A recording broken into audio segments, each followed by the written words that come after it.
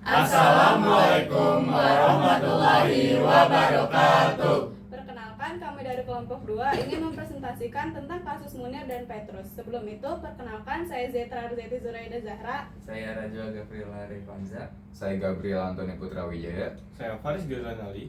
Saya Selin Viana. Saya Naila Putri. Saya Bunga Zidni. Saya Natania Akila. Saya akan membahas kasus Munir terlebih dahulu. Munir Said Tholib yang biasa dikenal dengan Munir adalah seorang pejuang hak asasi manusia yang banyak mengkritik pelanggaran hak asasi manusia oleh aparat negara, terutama terkait penculikan aktivis dan kekerasan di era Orde Baru dan transisi ke reformasi. Ia dibunuh dengan racun arsenik pada tahun 2024 yang diduga melibatkan unsur negara. Kasus ini mencerminkan konflik antara aktivis yang memperjuangkan keadilan dengan kekuatan-kekuatan yang ingin mempertahankan impunitas. Kronologi kasus Munir. 6 September 2004, Munir terbang dengan pesawat Garuda Indonesia GA974 dari Bandara Soekarno-Hatta menuju Belanda. 7 September 2004, pesawat transit di Singapura pada pukul 00.40 WIB. Munir terlihat duduk di Cafe Bien, pesawat lepas landas pukul 01.50 pagi WIB menuju Amsterdam. Sekitar pukul 04 pagi WIB, Munir mulai merasa sakit dan beberapa kali ke toilet. Ia dipindahkan ke kursi dekat dokter yang ada di pesawat. Pukul 08 pagi WIB, Munir meninggal dunia saat pesawat berada di ketinggian 40.000 kaki di atas Rumania. Pada pukul 10 pagi WIB, pesawat mendarat di Bandara Schiphol, Amsterdam, dan 10 petugas polisi militer melakukan pemeriksaan. Pada 12 September 2004, jenazah Munir dimakamkan di Kota Batu, Jawa Timur. Pada 12 September 2004 pula, istri Munir, Suciwati, mendatangi Mabes Polri untuk meminta hasil otopsi, namun gagal mendapatkannya. Pada 23 Desember 2004, Presiden SBY membentuk tim pencari fakta untuk kasus Munir. Pada 28 Februari 2005, TPF melaporkan bahwa Garuda Indonesia diduga memalsukan surat penugasan Polikarpus yang terlibat dalam penerbangan tersebut. Pada 3 Maret 2005, TPF melaporkan temuan kasus Munir terhadap SBY dan mencurigai adanya keterlibatan oknum Garuda dan BIN. Pada 14 Maret 2005, penyidik memeriksa Polikarpus. 18 Maret 2005, Polikarpus ditetapkan sebagai tersangka. Pada 20 Desember 2005, Polikarpus divonis 14 tahun penjara, sementara Direktur Utama Garuda Indonesia, Indra Setiawan, divonis 1 tahun penjara. Dan pada November 2014, Polikarpus bebas bersyarat setelah menjalani sebagian hukuman. Tanggung jawab negara terhadap kasus Munir. Negara memiliki tanggung jawab besar dalam kasus Munir Said Tholib, seorang aktif hak asasi manusia yang dibunuh dengan racun arsenik pada 7 September 2004. Kasus pembunuhan Munir masih menyisakan tanda tanya besar. Komite Aksi Solidaritas Hukum Munir Kasum menilai kegagalan negara mengungkap aktor intelektual menunjukkan ketidakadilan. Pengadilan hanya menghukum pelaku lapangan seperti Polikarpus, sementara aktor intelektual yang diduga terkait dengan Garuda Indonesia dan BIN belum tersentuh hukum.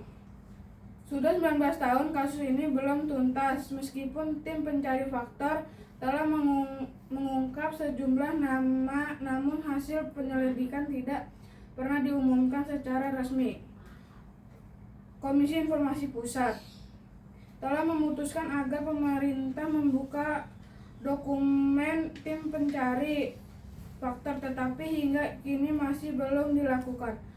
Kasus Munir dianggap sebagai pelanggaran hak asasi manusia berat yang harusnya tidak memiliki kadaluarsa sesuai UU Pengadilan Hak Asasi Manusia. Jika tidak diselesaikan, kasus ini dapat menciptakan presiden buruk bagi pembela hak asasi manusia. melemahkan jaminan ketidakberulangan kejahatan. Pemerintah perlu bertanggung jawab untuk mengungkap kebenaran dan menuntut sama pihak yang terlibat. Hubungan dengan integrasi dan reintegrasi. Untuk integrasi dalam konteks negara, integrasi itu berarti bagaimana suatu bangsa membangun persatuan dalam keberagaman. Dalam kasus Munir ini menunjukkan bagaimana integrasi sosial dan politik di Indonesia masih terhambat oleh ketidakadilan dan impunitas yang memicu ketidakpercayaannya terhadap negara. Dan untuk reintegrasi biasanya merujuk pada kembalinya suatu kelompok yang terpinggirkan atau pernah terlibat dalam suatu konflik di masyarakat. Jika dikaitkan dengan kasus Munir, reintegrasi bisa berarti bagaimana negara menangani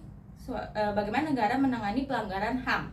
Apakah mereka dihukum dan masyarakat bisa menerima mereka kembali, atau justru dibiarkan bebas sehingga memperkuat luka sosial. Saya akan menjelaskan kasus Petrus, kasus pembunuhan misterius yang terjadi pada 1980-an di Orde Baru, di mana ratusan hingga ribuan orang yang diduga sebagai kriminal tewas dalam operasi rahasia. Banyak korban ditemukan dengan tangan terikat dan ditembak di bagian tertentu di tubuhnya.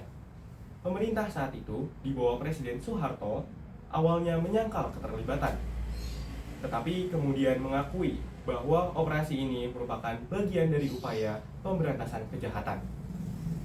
Konflik dalam kasus Petrus. Kasus ini berkaitan dengan konflik antar negara dan kelompok yang dianggap sebagai ancaman terhadap ketertiban umum. Pemerintah menggunakan cara kekerasan untuk menciptakan efek jerak, tetapi tindakan ini melanggar hak asasi manusia karena eksekusi dilakukan tanpa proses hukum. Konflik utamanya adalah antara pendekatan keamanan represif negara dengan prinsip keadilan dan hak asasi manusia. Kronologi dari kasus Petrus. Kasus Petrus dimulai pada tahun 1982, di mana tingkat kriminalitas di kota-kota besar terjadi, seperti di kota-kota Jakarta, Surabaya, Yogyakarta, Semarang. Hal tersebut terjadi dikarenakan banyaknya perantau yang pergi ke kota tersebut. Pada awal tahun 1983 diduga pemerintah memerintahkan operasi Petrus itu dimulai. Lalu pada April 1983, mayat-mayat mulai ditemukan di pinggiran jalan, di pinggiran sungai, itu dengan luka tembak dan juga tangan terikat. Lalu pada Mei 1983, Soeharto dalam pidatonya mengisyaratkan tentang operasi tersebut. Lalu setelah pidato tersebut, operasi Petrus ini tetap berjalan sampai 1985, di mana akhir tahun 1985 akhirnya operasi Petrus ini mulai mereda setelah kritik keras dari masyarakat dan para kelompok HAM. Lalu 1988 dalam biografinya, Soeharto akhirnya mengungkapkan bahwa Petrus memang usaha dari pemerintah untuk mengurangi tingkat kriminalitas di kota-kota besar tersebut. Selanjutnya, penyelesaian kasus Petrus dalam kaitannya dengan integrasi dan reintegrasi sosial. Menurut kami, ada beberapa cara penyelesaian untuk kasus Petrus. Yang pertama adalah reformasi sistem hukum. Jadi, negara harus memastikan hukum ditegakkan secara adil dengan menghapus praktik-praktik kekerasan, dengan penegakan hukum, serta membangun sistem peradilan yang transparan. Yang kedua, rekonsiliasi nasional. Dibutuhkan upaya dialog terbuka antara pemerintah, korban, dan masyarakat untuk membangun kembali kepercayaan serta menyembuhkan luka sosial akibat Petrus. Yang ketiga, pemberdayaan korban dan keluarga. Korban dan keluarganya harus diberikan akses ke bantuan hukum, kompensasi, dan program pemulihan sosial agar mereka bisa kembali berintegrasi dengan masyarakat. Yang terakhir, pendidikan sejarah dan HAM.